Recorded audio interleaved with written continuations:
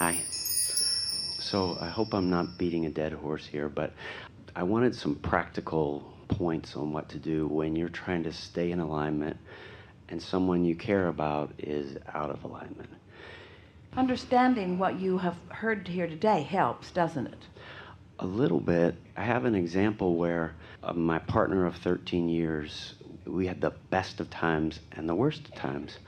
And the last 2 years of the relationship, many things having not much to do with me were not going well for him. And he got angrier and irritable and unpredictable. And so I would write lists of positive aspects because they were so easy to write. I mean, there was so much good there. And it seemed like there was nothing I could do to change any of that, and I knew I couldn't. So I kept trying to stay steady and loving and patient, and nothing was helping with that either. It got more frequent. Here's what goes wrong a little bit. Okay. So something's wonky, and you know it, and you feel it, and you don't want it. So then you do what you believe and what we believe and what is the work to steady yourself. So you're staying steady, your partner isn't. You're staying steady, your partner isn't. And let's say, just for sake of this example, that you're steady and your partner isn't, and you're steady and your partner isn't, but you're steady and your partner isn't. But you're steady and your partner isn't. And you're steady, but your partner isn't. It's going to take a while. So you're steady, but your partner isn't. If you're really steady, you don't notice the unsteadiness of your partner because you're in alignment with your inner being who sees it and even finds it maybe amusing but doesn't find it upsetting because you're steady. And when you're steady, you don't need patience. And so how steady you really were is a little bit of a question, but just let us follow through on this example.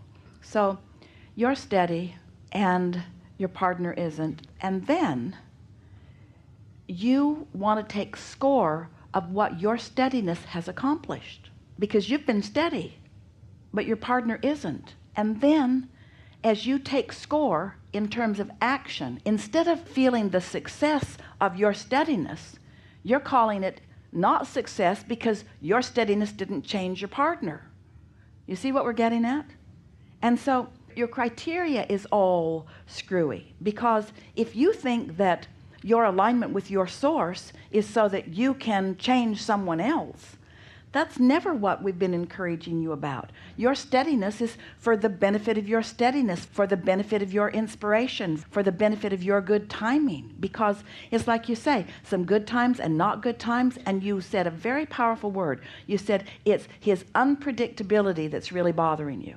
Well, unpredictability, we've talked earlier today already about the power of law of attraction, and what it's really about is timing. So if you really are steady, law of attraction is going to affect such wonderful timing that the majority of your rendezvous are going to be positive because that's what you're calling for.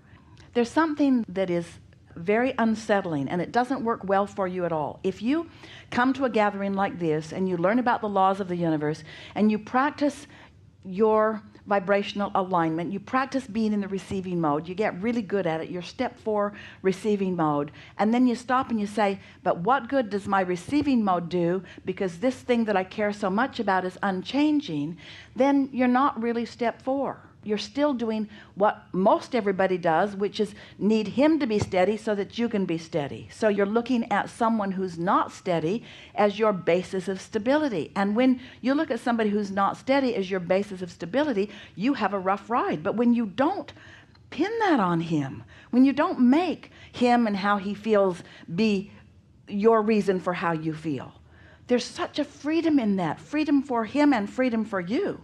When you say, my well-being is not dependent upon what you're doing or not doing, so just work it out in whatever way you do, and I love you so much, but I'm going to feel good anyway. So that's how the split happened. Because I would say, I love you, and I'm going to go in the living room, and I'm going to meditate, and I'm going to try to get myself on center, and that would make him angrier. Well, because it felt like you were choosing something over him. But here's something that you can say, and there's no permanent. Well, it's over now, but it really isn't. Not for me. It really isn't. Here's the next thing that you could explain. And this is really worth explaining. And maybe it would have been nice if you could have explained it before the seeming permanent split, but it doesn't make any difference. Once you find alignment, law of attraction will organize the timing for you to have another opportunity to express this. So this is something you really want to explain, something that you all want those in your life who are out of sorts to understand.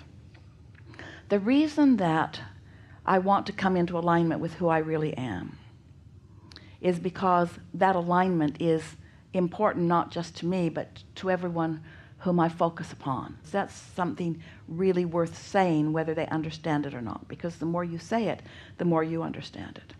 But we don't know of anyone who could resist the sweet words that sound like this. What looks to you like my pulling away from you is my very focused and deliberate intent to focus exactly upon you. I am not forsaking you. I'm focusing upon the full, pure, positive aspects of who you are.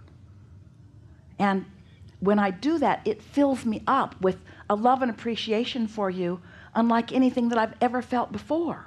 And just because you're not there to meet me in that doesn't mean that I'm not flowing it to you.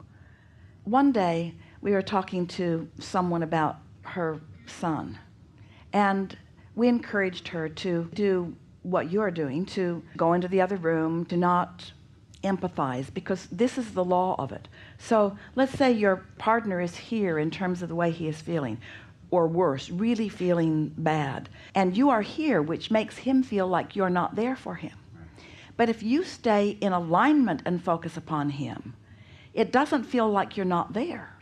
Humans are used to their partners joining them here. That's what empathy is. Most humans don't quite know what it tastes like for their partner to stay here and focus upon them. But you can stay in alignment with who you are while you focus upon your partner. And that's why you can then write a list of positive aspects.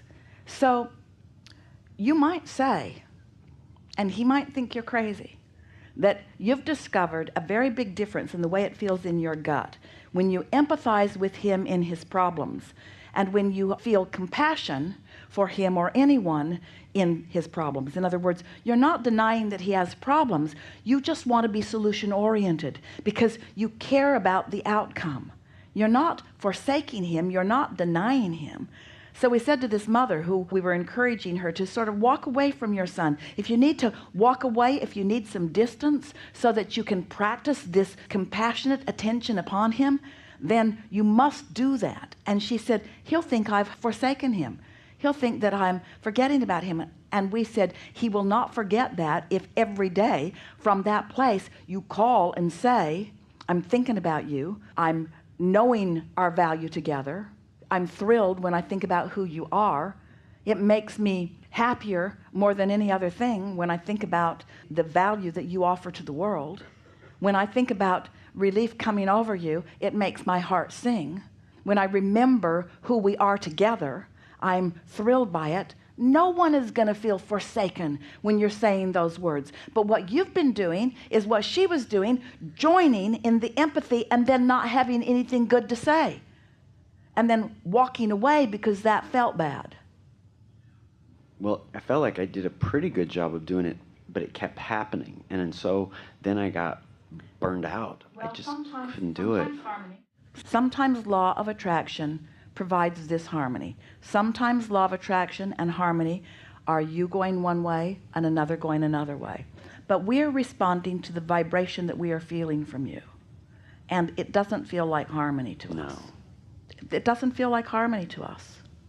There is so much in the relationship that is a vibrational match to who you both are, that we think a little more patience with your partner being out of the vortex and you not giving a rip about it because you are in it will sustain you enough that you will be able to influence enough to at least get your partner to take responsibility for how he's feeling.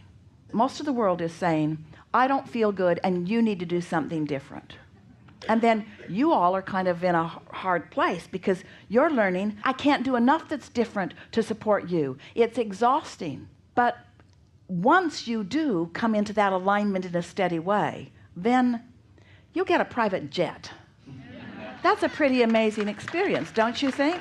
And things like that and even more amazing will come your way all day, every day. That's what that sweet spot is.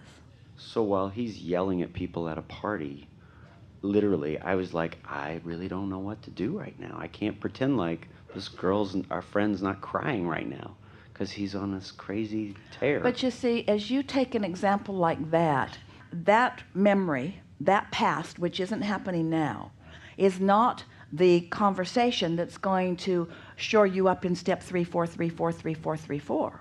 You're not going to get to that steady vibration by remembering those kinds of things. But there are all kinds of things that you can recall or that you could focus upon, or as we began here today, you could get off the subject altogether. Do you believe in law of attraction? Yes. Do you believe that you have a vortex? Yes. Do you believe that your relationship with this person is in your vortex? Yes. Yeah. Do you believe that your inner being knows that this relationship with this person is in your vortex? Yes. Do you believe that your inner being can call you toward this? Yes. Do you believe that this is gestating and that you can be inspired to thoughts and words and actions that will eventually bring about the manifestation that you want relative to that? I think I'm at hope. Well, that just means you haven't hung around here steadily enough for the inspiration to come. It isn't unusual. In fact, it's very usual that when something that you want isn't showing evidence right now, that you clunk another doubt engine on your train. But the less you do that, then the more you'll feel good anyway. You know what we would really love to hear you say? Your partner doesn't want to hear this. But this is what we would really love to hear you say. I don't really care what you're doing. I'm happy and I love you. That's what we'd like to hear. He's crazy. He's acting like a nutcase at parties, but I don't care. I'm happy and I love him. But as long as you're saying he's crazy and he's making me crazy, then you're not where you want to be. And you're blaming him for it. And that's kind of the deal that the two of you had coming into all of this. You said, I will not hold you responsible for the way I feel. That's what you said. I'll find you somewhere out here in this great big world. We'll come together and you'll act like a nutcase and I'll stay in alignment anyway. That's what you said. And now you've changed your mind. Oh, it was easier when you weren't acting like a nutcase, so I'd like to go back to when you were acting with more decorum. That's easier. It's much easier, but it's not as much fun. If you play tennis, do you look for the one you can whoop every time? No. In other words, don't you really like a good competitive race about anything? Doesn't it bring the best out in you? And isn't that the point of this relationship, to bring the best out in you? And if someone makes it easy, if someone just walks around being all lovable all the time, do you learn anything about your alignment? Does it set you up for life in the real world? Or do you just go into a deeper, darker corner where only lovely people hang around with you? It can be very, very boring to be back there with that one friend who stands on his head to make you happy. You get out in the world where people are behaving in all of their diversity and you're not prepared for your own balance. But when you find your own balance, then you're out there in the world and people can be doing all kinds of things that you consider to be crazy, and it doesn't upset your apple cart because you're in alignment with Source. You've got the leverage of all of that. Things are working out for you. Your standby plane won't let you on, and another one won't let you on, and another one won't let you on, and then a great big jet comes and says, ma'am, I'll take you where you want to go. I've had that happen. This is a really good time for a segment of refreshment.